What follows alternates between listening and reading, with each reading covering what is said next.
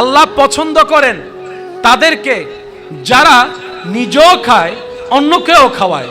আল্লাহ পছন্দ করেন তাদেরকে যারা অন্যের মুখে হাসি ফুটায়। আল্লাহ পছন্দ করেন তাদেরকে যারা অন্যের বিপদে পাশে দাঁড়িয়ে সাহায্য করে। আল্লাহ পছন্দ করেন তাদেরকে যারা মানুষের জন্য রাস্তা খুলে দেয়, মানুষের জন্য পথ চলা সহজ করে দেয়।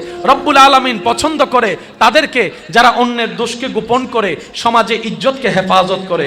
রব্বুল আলামিন পছন্দ করে তাদেরকে যারা অন্যের জীবনে শান্তির ব্যবস্থা করে দেয়। বলেন না সুবহানাল্লাহ। নবী বলছেন, কোন একজন বান্দা যদি রাস্তায় হাঁটার পথে পায়ের মধ্যে কাঁটা ফুটে, ওই ব্যথাটার মধ্যে যদি সে আল্লাহর প্রতি নারাজি না দেখায়, শুকরিয়া করে, ধৈর্য ধরে, আল্লাহ তাআলা ওই বান্দার ব্যথা সহ্য করার কারণে গুনাহ মাফ করে দেন, গুনাহ মাফ করে দেন, গুনাহ মাফ করে দেন। যাদের গায়ে জ্বর, ধৈর্য ধরতে পারলে গুনাহ মাফ। অর্থনৈতিক কষ্ট, অপবাদের কষ্ট, অপমানের কষ্ট, জুলুমের কষ্ট, খারাপ ব্যবহারের কষ্ট, বিভিন্ন ধরনের যন্ত্রণাদায়ক কষ্টের মধ্যে যারা আল্লাহর প্রতি নারাজি না দেখিয়ে ধৈর্য ধরে আল্লাহর হুকুমের অপেক্ষা করে, আল্লাহ তাআলা একদিকে তাদের গুনাহ মাফ করে দেন, অন্যদিকে আল্লাহ তাআলা তাদের জন্য জান্নাতে ঘর বানায় দেন। বলেন সুবহানাল্লাহ। ধৈর্য ধারণকারী কখনো লসে থাকে না। একটু জোরে বলি, একটু জোরে বলি। যে যত সয় সে শত পায়, সয় যত পায় তত। বলেন সয় যত। সবার সব খবর আল্লাহ জানে কি জানে না? চাইলে প্রকাশ করে দিতে পারে কি পারে না? কিন্তু আল্লাহ কারো গোপন জিনিস প্রকাশ করে যতক্ষণ পর্যন্ত সে আল্লাহ এবং রসুলের সাথে বেয়াদবি না করে। মনে রাখবেন, যারা আল্লাহ এবং রসুলের সাথে বেয়াদবি করবে, কষ্ট দিবে, এক কথায় লানাহুমুল্লাহু ফিদ দুনিয়া ওয়াল আখিরা, তারা দুনিয়াতেও লানত প্রাপ্ত, আখিরাতেও লানত প্রাপ্ত। তারা দুনিয়াতেও লাঞ্ছিত হবে, আখিরাতেও লাঞ্ছিত হবে। রব্বুল আলামিনের ধারা, রব বলে, হাজার গুনাহ করে আসমান সম পাপও যদি তোমার হয়ে যায়, বান্দা দিল থেকে তুমি তওবা করো, ইন্নাল্লাহা ইয়াগফিরুয যুনুবা জামিয়া, আমি রব তোমার সারা জীবনের গুনাহ মাফ করে দিতে পারি। কিন্তু খবরদার, খবরদার, খবরদার, বেয়াদবি করিও না, বেয়াদবি করিও না, কারণ বেয়াদব সব সময় রহমত থেকে মাহরুম হয়ে থাকে। কথা বলেন ঠিক কি না? লাভ যারা চাই, শান্তি চাই হৃদয়ে, ইজ্জত চাই জীবনে এবং আখিরাতে, আজকের আলোচনা তাদের জন্য। আর যারা বলি, যারা এই কথা মনে করি লাতি হাইলেও কি তারা নু নিলেও চলিব, হারানি তারা দুনিয়া তো লাঠির হাতটল, আখেরাতে তো লাতির হাতটল। বুঝতে পারছি কথা? আমার কথা একটা ক্লিয়ার। দুনিয়াতে আসছি কয়বার ভাই? একটু আওয়াজ দিয়ে কয়বার? আল্লাহ পাঠাইছে কয়বার? হাজার চেষ্টা করলো আর রিটার্ন করে আসার সুযোগ। তো দুনিয়াতে আল্লাহ যে নিয়ামত দিয়েছেন আমরা নিব না কেন? আল্লাহ আমাদের জন্যই তো দিয়েছেন। চতুর্দিকে নিয়ামত আছে না নাই? কাদের জন্য? তা আমরা নেওয়ার নিয়মটা শিখে ফেললে তো হয়ে যাচ্ছে। বাবা প্লিজ কথা বলেন না আল্লাহর ওয়াস্তে। একবার বলি আলহামদুলিল্লাহ, মাশাআল্লাহ। একবার বলি আলহামদুলিল্লাহ। দরজা কয়টা? একটার নাম ধৈর্য আর একটার নাম শুকরিয়া। শুকরিয়া হচ্ছে এমন নিয়ামত যত করবেন তত আপনার বাড়বে। একটু জোরে। ওয়াদাকার যিনি ওয়াদা ভঙ্গ করে না, ওনার ওয়াদা। আমি বলতে থাকি, আপনারা সুবহানাল্লাহ বলতে থাকেন বুঝে বুঝে। দেখি কিভাবে বলবেন, একটু বলেন তো সুবহানাল্লাহ। শুকরিয়া করলে নিয়ামত বেড়ে যাবে, এমন একজন ওয়াদা করেছেন যিনি ওয়াদা ভঙ্গ করেই না। শুকরিয়া করলে নিয়ামত বেড়ে যাবে, উনি এমন একজন এই কথা বলেছেন যিনি হ বললে হয়ে যায়। শুকরিয়া করলে নিয়ামত কল্পনার বাইরে বেড়ে যাবে, এমন একজন বলেছেন যার ভান্ডারে নিয়ামতের কোনো কমতি নাই। ওই এমন একজনে আপনার সাথে ওয়াদা করছে, বান্দা লা ইন শাকারতুম, যদি শুকরিয়া করো,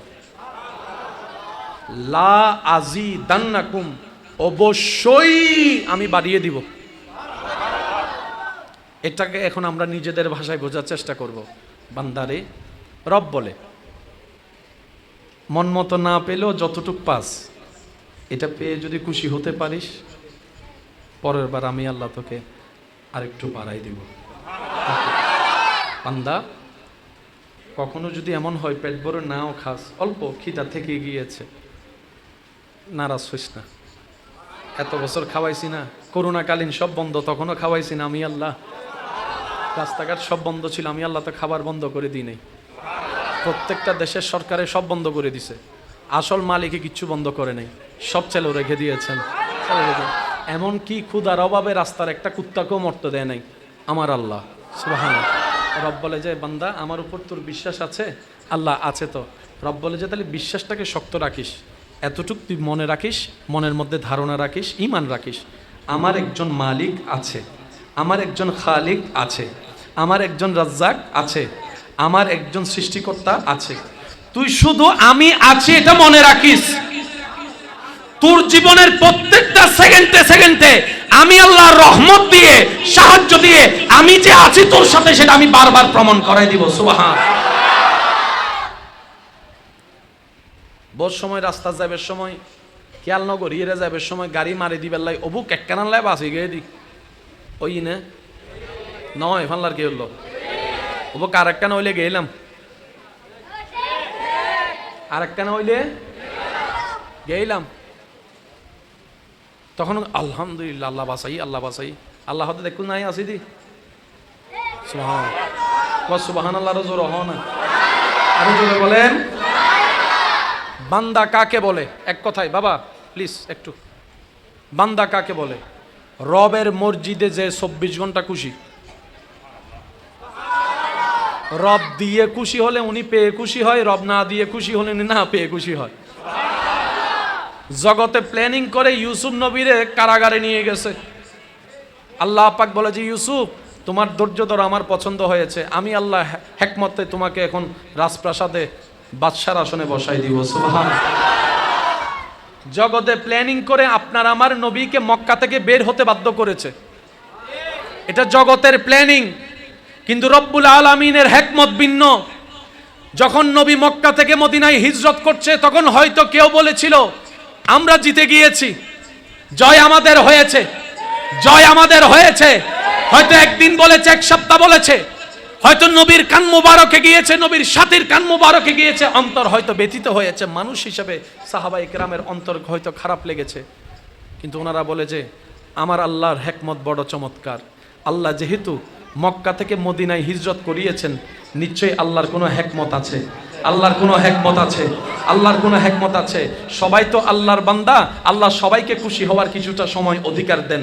তারা কাফের হলেও তো বান্দাটা রবের, সেজন্য হয়তো রব্বুল আলামিন তাদেরকে কিছু সময় খুশি হওয়ার, আনন্দ উপভোগ করার সুযোগ করে দিয়েছেন। এবার নবীর যাওয়াতে সবাই খুশি হয়ে গেল। যারা যারা আছে দুশমন, তারা বলে যে আমরা জিতে গিয়েছি, আমাদের ভয়ে পালিয়ে গিয়েছে, আমাদের থেকে বাঁচার জন্য পালিয়ে গিয়েছে। কতজনের কত অপবাদ।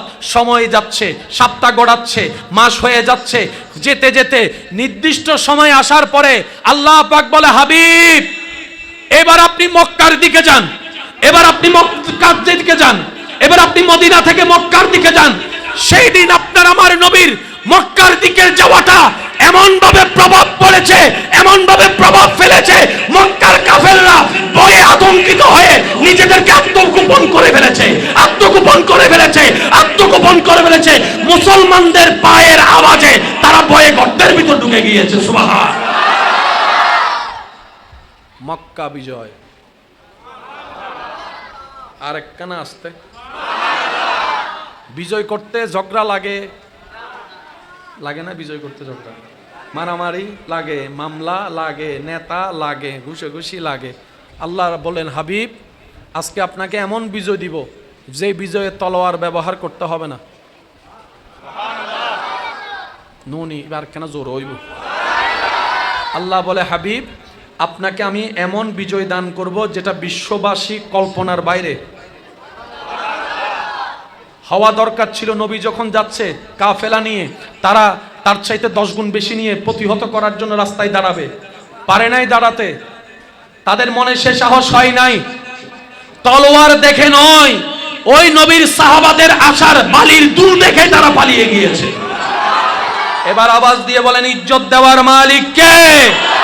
ইজ্জত দেওয়ার মালিক কে? জয় দেওয়ার মালিক কে? শান্তি দেওয়ার মালিক কে? প্রশান্তি দেওয়ার মালিক কে? ওই মালিক আছে না নাই? দেখে কি দেখে না? শুনে কি শুনে না? দিতে পারে কি পারে না? তিনি দেন কাদেরকে? যারা ধৈর্য ধরে শুকরিয়া করে। অন্তত নিজে পাওয়ার জন্য হলো ধৈর্য শুকরিয়া ছাড়া দ্বিতীয় কোনো উপায় বলি, দ্বিতীয় কোনো উপায়। আল্লাহ তাআলা আমাদের সবাইকে নিজের জীবনে ধৈর্যের সাথে শুকরিয়ার সাথে বন্ধুত্ব রাখার তৌফিক দান করুন। আমার কথায় কি কেউ কষ্ট নিচ্ছেন? শব্দগুলা মাথায় রাখলে আশা করি জীবনের জন্য বড় হেল্পফুল হবে ইনশাআল্লাহ।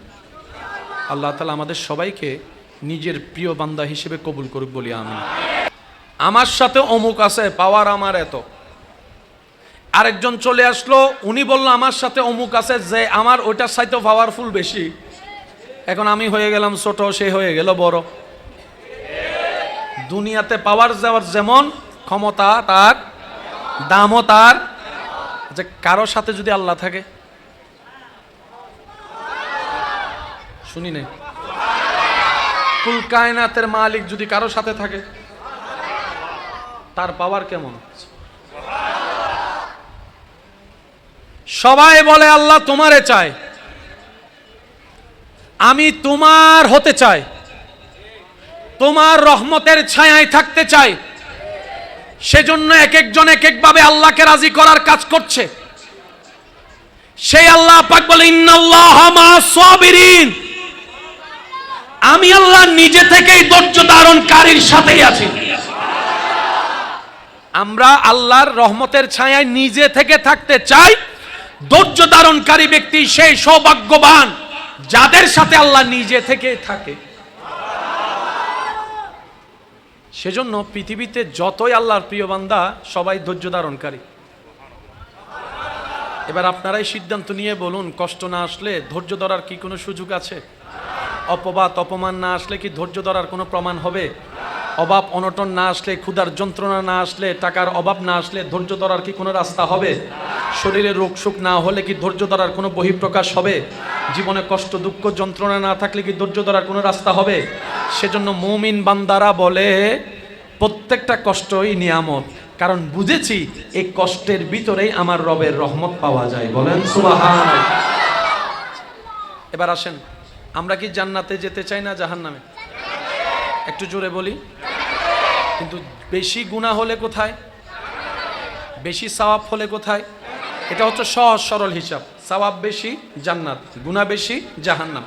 এবার আপনারাই বলেন, আমাদের এই জীবনে কি সওয়াব বেশি না গুনাহ বেশি? আমার গুনাহ বেশি। আপনারটা আপনি একটু বলেন, আমাদের কি সওয়াব বেশি না গুনাহ বেশি? আমরা কি সওয়াবের কাজ বেশি করি নাকি গুনার কাজ? আল্লাহ তাআলা সেটা আগে থেকেই জানে। সেজন্য আল্লাহ তাআলা আমাদেরকে বাঁচানোর জন্য তওবার রাস্তা খুলে দিয়েছেন। আচ্ছা, এবার তওবার রাস্তা সবার জন্য খোলা আছে না নাই? এবার নিজেকে একবার প্রশ্ন করেন, মন থেকে গত 3 মাসে আমরা কয়বার তওবা করছি? মাপ চাওয়ার সুযোগ আছে কিন্তু মাফই চাই নাই। এরপরও আল্লাহ চায় আমরা জান্নাতে যাই। তখন আল্লাহ তাআলা কি করেন?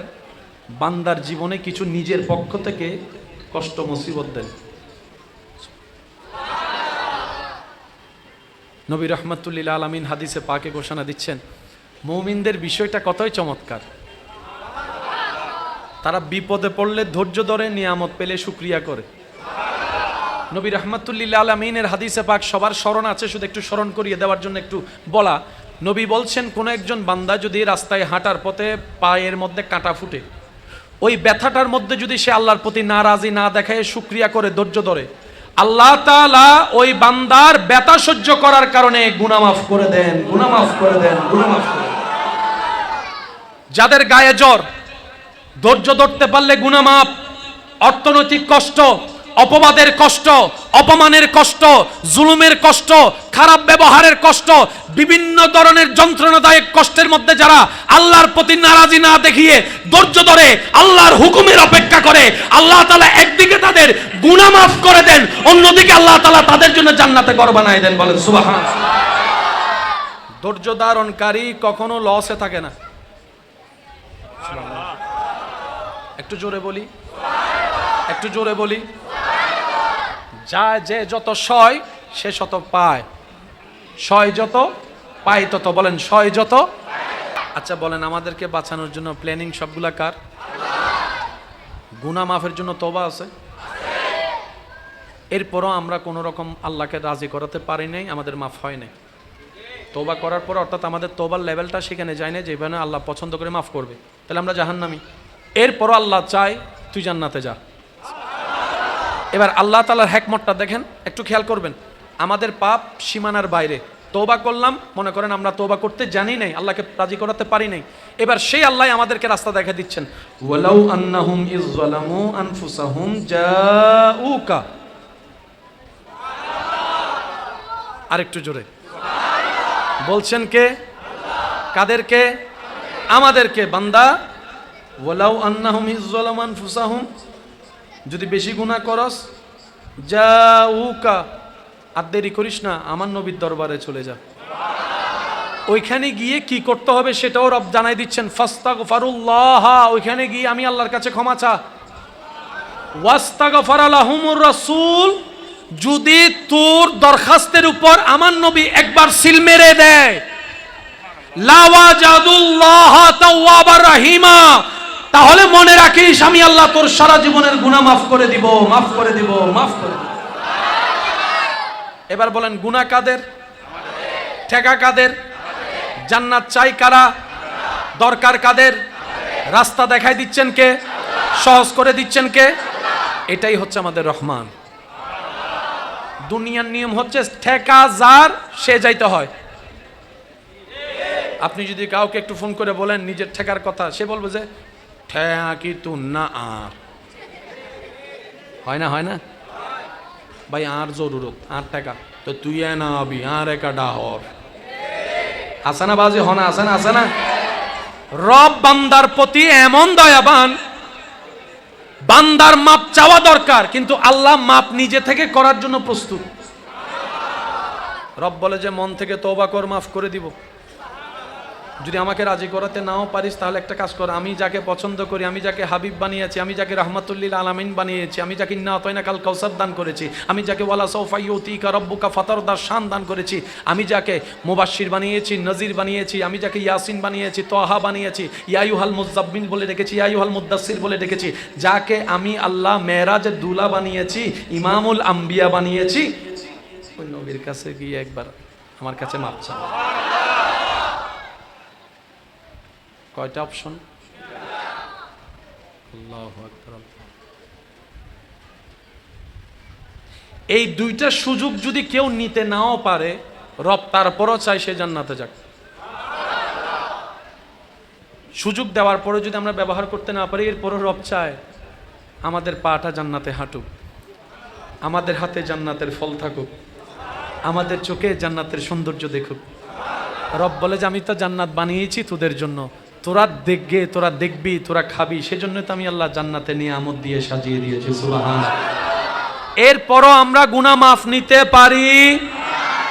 এবার বান্দা বলে যে আল্লাহ এখন কি করব? তুমি সুযোগ দিছো, আমি নিতে জানি নাই। রব বলে লা তাকনাতু মির রাহমাতিল্লাহ, তোর রহমান আছে তো, মন ছোট করিস না, তোর রহিম আছে তো, মন খারাপ করিস না। আল্লাহ কি করব? আমলও তো তেমন করি নাই, গুনাহ অনেক বেশি আছে। রব বলে যে একটা কাজ কর, কোনো রকম এই একটা কাজই কর। আল্লাহ কি করব? বলে যে কোনো রকম ঈমানটা নিয়ে হাসরে আয়। प्यार से कहो सुबहान अल्लाह, और जोर से कहो ना यार सुबहान अल्लाह। রব বলে কোনো রকম ঈমানটা নিয়ে আয়, হাসরেরটা আমি আসি, তুই টেনশন করিস না। এবার বান্দা, সেই বান্দা ঈমানটা নিয়ে কোনো রকম কবরের পরীক্ষায় পাশ করে আমলের পরীক্ষায় চলে গেল হাসরে। ফেরেশতারা দাড়ি পাল্লা দিয়ে যখন দেখলো গুনার পাল্লা বেশি, সওয়াবের পাল্লা কম, এখন বান্দা বলে যে আল্লাহ তুমি না বলছো তোমার রহমত থেকে নিরাশ না হতে, আমি কিন্তু এখনো আশাবাদী আমি জান্নাতে যাব, আমি এখনো আশাবাদী আমি জান্নাতে যাব। ফেরেশতা বলে এত গুনাহ থাকার পরও তুই জান্নাতে যাওয়ার স্বপ্ন কেমনে দেখোস? তখন সে বান্দা উত্তর দেয়, আমি যখন আমার দিকে দেখি তখন আমি জাহান্নামটাই দেখি, কিন্তু আমি যখন আমার রবের রহমতের দিকে দেখি তখন আমার কাছে জান্নাতটাই দেখা যায়। সুবহানাল্লাহ। আমি আমার কর্মর দিকে দেখলে আমি জানি জান্নাত পাওয়া আমার পক্ষে সম্ভব নয়, কিন্তু আমি যখন আমার ইন্নাল্লাহ আলা কুল্লি শাইইন কাদিরের দিকে দেখি তখন বলি যে জান্নাত পাওয়া তো কোনো ব্যাপারই না। আমার রবের প্রতি আমার বিশ্বাস আছে, আমার রবের রহমতের প্রতি আমার আশা আছে, আমার ভরসা আছে। আল্লাহ পাক বলে যে বান্দা, তোর আশাকে আমি নিরাশা হতে দিব না। কিন্তু আমি আহকামুল হাকিমিন, তো বিচারক কখনো কারো পক্ষ নিতে পারে না। হ্যাঁ কে হ্যাঁ বলতে হয়, না কে না বলতে হয়। যে সাজাপ্রাপ্ত তাকে সাজা দিতে হয়, যে নিয়ামত প্রাপ্ত তাকে নিয়ামত দিতে হয়। এটা হচ্ছে বিচারকের কাজ। আমি আল্লাহ বিচারক, তো আমি যদি এখন পক্ষপাতিত্ব করি বিচারের কাজ ঠিক থাকবে না। তো আল্লাহ এখন কি করব?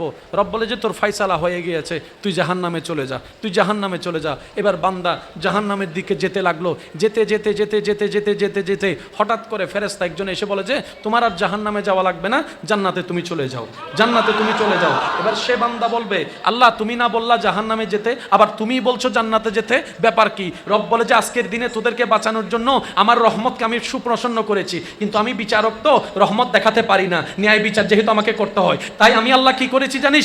তোদের নবীকে রাহমাতুল লিল আলামিনকে ওয়ালা সাউফা ইউতিকা রাব্বুকা ফাতারদার পাওয়ার অফ অটর্নি দিয়ে তোদের নবীকে বললাম, হাবিব আপনি সিজদায় পড়ে উম্মতের পক্ষে সুপারিশ করতে থাকেন, আপনি এদিকে সুপারিশ করবেন, আমি আল্লাহ রহমান হয়ে দয়া করে করে জাহান্নামীকে জান্নাতে পৌঁছাই দেব। তিনি হচ্ছেন আমাদের রহমানুর রহিম। একজন আশেক বলে, আমার তেমন ভয় নাই, কারণ আমার রব রহমানুর রহিম, আমার নবী রাহমাতুল লিল আলামিন। আল্লাহ যদি আমাদেরকে বলে 20 বছর দুনিয়ার কষ্ট নিবি নাকি 20,000 বছর জাহান্নামের আযাব নিবি, আপনি কোনটা পছন্দ করবেন? আমি শুনি নাই, আরো জোরে বলেন। আল্লাহ যদি বলে দুনিয়ার 20 বছরের কষ্ট নিবি নাকি 20,000 বছর জাহান্নামে জ্বলবি, তুই সিদ্ধান্ত নে, আপনি খুশি মনে কোনটা নেবেন? কারণ আপনি আমি চিন্তা করব দুনিয়ার 20 বছর তেমনি শেষ হয়ে যাবে, এই শুক্রবার যেতে না যেতে আবার কালকে শুক্রবার। একটা মাস কখন আসে কখন চলে যায় কেউ বলতেও, 20 বছর এগুলো দেখতে দেখতে কেটে যাবে। এই তো ছোট্টবেলায় স্কুল মাদ্রাসায় মক্তবে যাওয়ার দৃশ্য এখনো চোখে ভাসে, এখন দেখা যায় দাড়িও ফাঁকা শুরু হয়ে যাচ্ছে সবার। সময় চলে যাচ্ছে খুব দ্রুত, দুনিয়ার কষ্ট বেশি দিন লাস্টিং করে না, কিন্তু যদি জাহান্নামের কষ্ট আপন হয় সেটার 1 সেকেন্ডের কষ্ট দুনিয়ার 1 কোটি বছরের চাইতেও ভারী হবে। তো বুদ্ধিমানরা কি করে? আল্লাহ এটা নেই, ওইটা তো ওইটা দিও, সুবহানাল্লাহ বলেন না। আল্লাহ এখানে এটা নিয়ে এটা এটা, ওইখানে ওইটা দিও, তখন আবার ওইটা দিও না, ওইটা দিও। রব বলে যে আমি তোকে কষ্ট দিই, আমার লাভ কি? মা ইয়াফালুল্লাহু বিআযাবিকুম, তোমাদেরকে কষ্ট দিই আমি আল্লাহ, তো কোনো লাভ, কিন্তু আমি আল্লাহ কষ্ট দিয়ে তোমাদের গুনাহ মুছে দিই। একটু জোরে বলি, আমি তোমাদেরকে আগুনের পোড়ানোর কষ্ট দিই যাতে তোমরা জীবন চলার পথে মজবুত হতে পারো, শক্ত হতে পারো। আমি আল্লাহ তোমাদের জীবনে তুফান এনে দিই যেন তোমাদের গোড়াটা শক্ত হয়। আমি আল্লাহ তোমাদেরকে বিভিন্ন হঠাৎ বিপদে ফেলি যেন তোমাদের বুদ্ধিগুলা খুলে। সুবহানাল্লাহ, আরো জোরে বলি। আমি আল্লাহ তোমাদেরকে মাঝে মধ্যে ক্ষুধার কষ্ট দিই যেন তোমরা খাবারের নিয়ামতের শুকরিয়া আদায় করতে পারো। আমি আল্লাহ মাঝে মধ্যে তোমাদেরকে চোখ থেকে ঘুম তুলে দিই যাতে তোমরা ঘুমের নিয়ামতটা বুঝতে পারো। আমি আল্লাহ মাঝে মধ্যে তোমাদের থেকে আপনগুলাকে দূরে সরিয়ে দিই যাতে তোমরা বুঝতে পারো আমি আল্লাহর চাইতে বড় আপন তোমার আর কেউ নাই, কেউ নাই।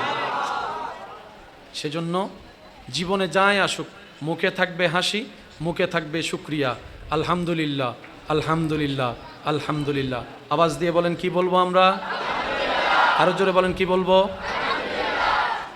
আল্লাহ পাকের একটা বিধান হচ্ছে আল্লাহ প্রিয় বান্দাদেরকে একটু কষ্টটা বেশি দেয়। ইউসুফ নবী কোনো অপরাধ করে নাই, কিন্তু জগতের কাছে উনি কলঙ্কিত হয়েছেন। বিনা অপরাধে জেল কেটেছেন। কোনো অপরাধ না করে ইউনুস নবী মাছের পেটে। একটা আওয়াজ দেন না। আল্লাহ রাগ করলে কষ্ট দেয় বিষয়টা তা না, আল্লাহ অনেক বেশিরভাগ ভালোবাসার প্রিয় বান্দা থেকে এই কষ্ট দেয়। আর একটু জোরে মনে রাখবেন, আল্লাহর নবী রাহমাতুল লিল আলামিন তওবা করতেন, তওবা করাটা পছন্দ করতেন, ইস্তেগফার করাটা পছন্দ করতেন। তওবা এমন একটা পাওয়ারফুল নিয়ামত, গুনাহগার যখন তওবা করে গুনাহ মাফ। আমার মনে হয় আওয়াজটা আর একটু বড় হবে। পাপী অপরাধী গুনাহগার যখন তওবা করে তখন হয় গুনাহ মাফ।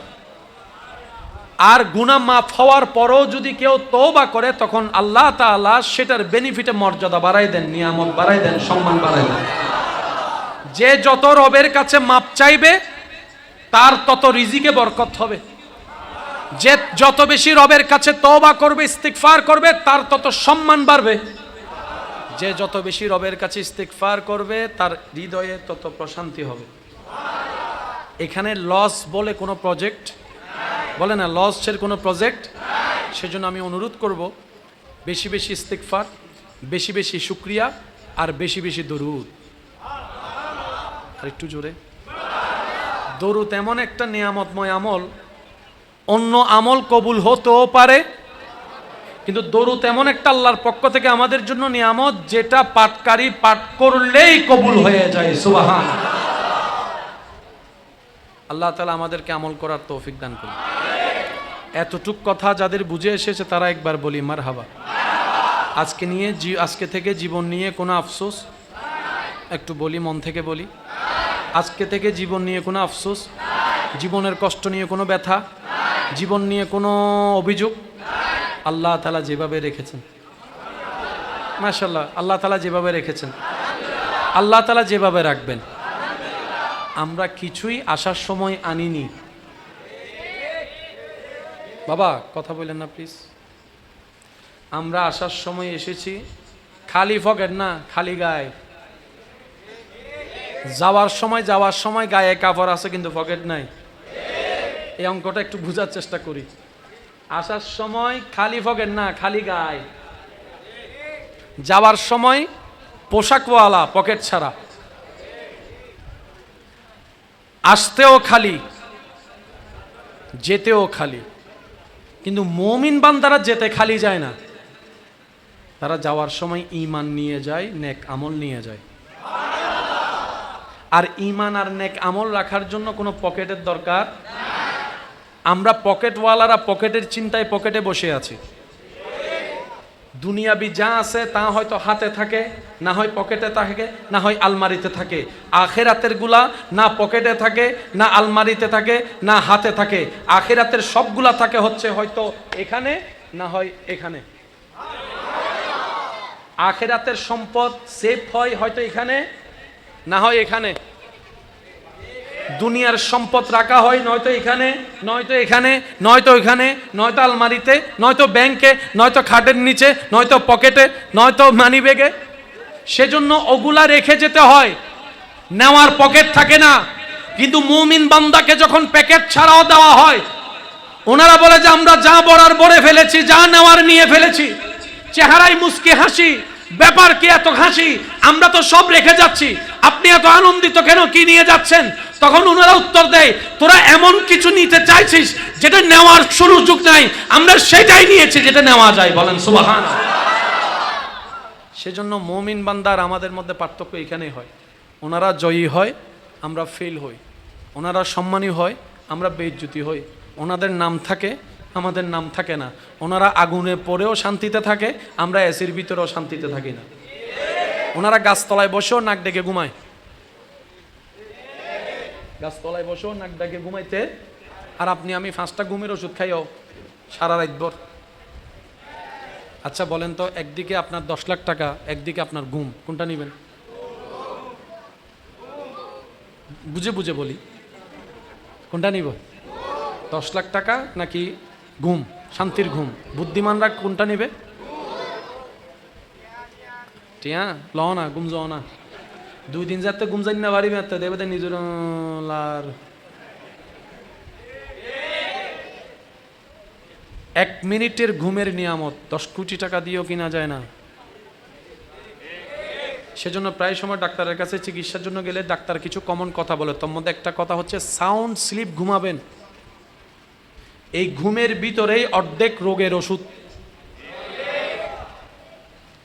সুবহানাল্লাহ, মনে আর একটু জোরে হবে।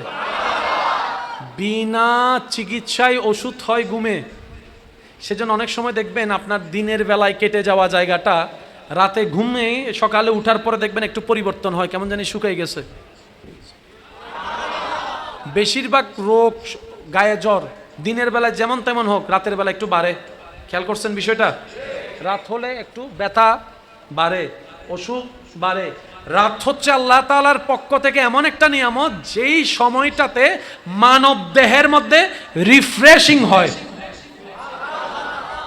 সিস্টেমগুলো আপডেটেড হয়। সেজন্য ক্লান্ত শরীর যখন বারবার ঘুমের তাগিদ দেয়, আপনি যখন ঘুমিয়ে যান, ঘুম থেকে উঠার পরে নতুন ভাবে একটা এনার্জি ফিল হয়। সুবহানাল্লাহ। বুঝতে পারছি কথা? একদিকে যদি দুনিয়া দেওয়া হয়, আরেকদিকে যদি শান্তির ঘুম দেওয়া হয়, বুদ্ধিমানরা শান্তির ঘুমটাই নিবে। কেন দুনিয়া নিবে না? কারণ তারা জানে রিজিকের দায়িত্ব বান্দার হাতে নয়, আল্লাহর হাতে। আর আল্লাহ কাউকে রিজিক থেকে বঞ্চিত করে না, বলেন না সুবহানাল্লাহ। আল্লাহর দরবারে শুকরিয়া আদায় করার দরকার আছে না নাই? আমাদের নিজেদের লাভের জন্য শুকরিয়া আদায় করার দরকার আছে না নাই?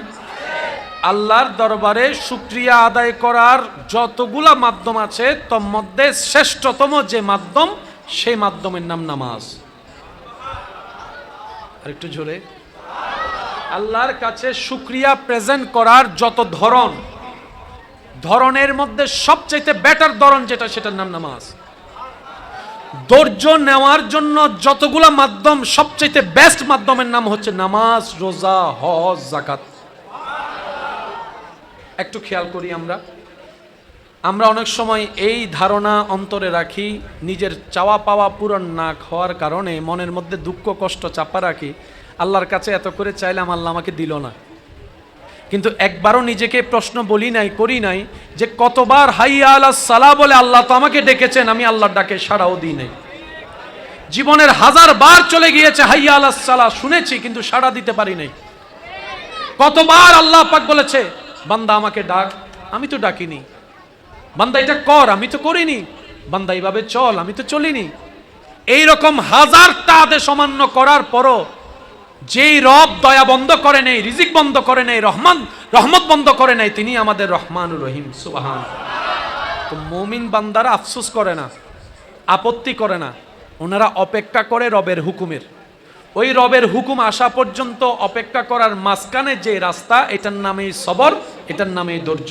বলেন না সুবহানাল্লাহ। ওনারা সবরের রাস্তা দিয়ে যায়, শুকরের মাধ্যমে নিয়ামত নিয়ে আসে। সেজন্য আল্লাহ তাআলার প্রিয় বান্দা যারা হয়েছেন, হবেন, সবাইকে কষ্টের ভিতরে যেতে হয়। এটাই বিধান, এটাই নিয়ম। এখান থেকে বাঁচার কোনো সুযোগ আল্লাহ তাআলা আমাদের সবাইকে 5 ওয়াক্ত নামাজের সাথে বন্ধুত্ব রাখার তৌফিক দান করুন। বড়দের সম্মান, ছোটদেরকে স্নেহ করার আল্লাহ তাআলা আমাদেরকে সেই মন মানসিকতা দান করুন। ভাই বোন মিলেমিশে থাকার সর্বোচ্চ চেষ্টা যেন আমরা আপন আপন জায়গা থেকে করতে পারি, চলতে পারি। রব্বুল আলামিন আমাদের সবাইকে সে তৌফিক দান করুন। পরিশেষে একটা হাদিস বলে আমি আপনাদের থেকে বিদায় নিব।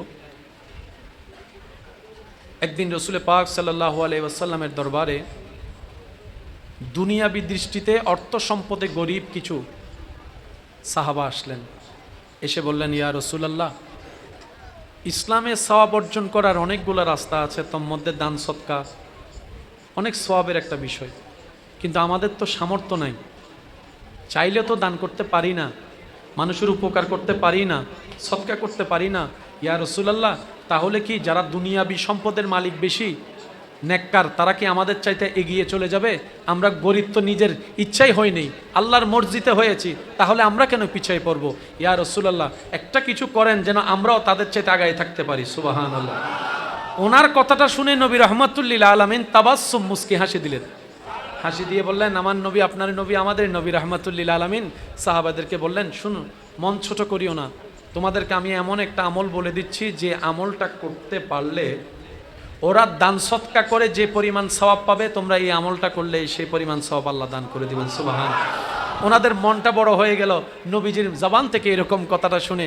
এবার নবী রাহমাতুল লিল আলামিন বলে, প্রত্যেক দিন রাত্রে ঘুমানোর আগে 33 বার সুবহানাল্লাহ বলবা, 33 বার আলহামদুলিল্লাহ বলবা, 34 বার আল্লাহু আকবার বলবা। যে আমলটা করবে ওই ধনী ব্যক্তি আল্লাহর রাস্তায় দান সৎকা করে যে পরিমাণ সওয়াব পাবে, তোমরা এই আমল করলে আল্লাহ তাআলা সেই সওয়াব তোমাকে দান করে দিবেন, তোমাদের দিবেন। সুবহানাল্লাহ। আল্লাহ তাআলা আমাদের সবাইকে নেক আমলের সাথে বন্ধুত্ব রাখার তৌফিক দান করুক, আমিন। আবারও অনুরোধ করে বলবো, আপনারা আশেপাশের পরিবেশটা একটু নীরবে রাখার চেষ্টা করবেন, তাইলে আলোচক কথা বলে শান্তি পায়।